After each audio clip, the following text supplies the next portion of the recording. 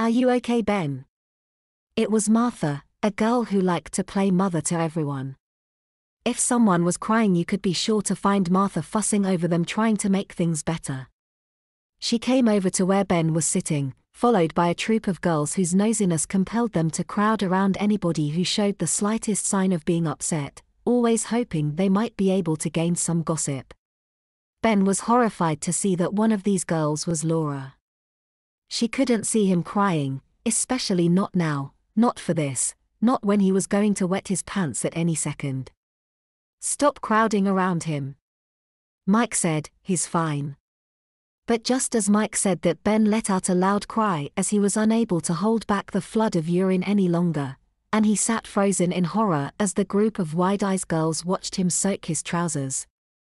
He tried to stop the pee, but he couldn't. It just kept coming, the material of his trousers turning a darker and darker brown, the wet spot growing larger and larger until it covered his entire crotch and had spread right down his legs, almost to his knees. "Oh my God," the girls started to titter and giggle. Ben just wet his pants. The boys immediately joined the crowd of girls. Someone crying wasn't interesting to them, but somebody wetting themselves definitely was. One of them started to laugh loudly, and before long everyone was whispering among themselves and laughing at Ben. Did baby Ben wet his pants? It was Richard. He pushed his way to the front of the crowd to get a good look at Ben's wet trouser. "Ickle, Ben forgot to put his nappy on this morning."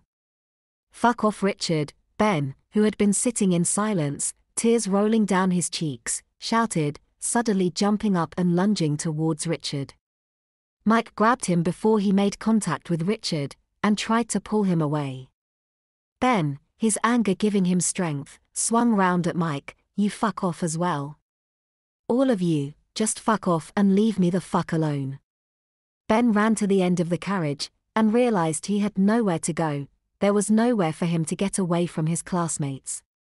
But at least they were all at the other end of the train. He looked down at his trousers. They were absolutely soaked, and he felt embarrassed as he felt the eyes of the other passengers on him. Ben slumped down on the floor, leaning against the wall of the train.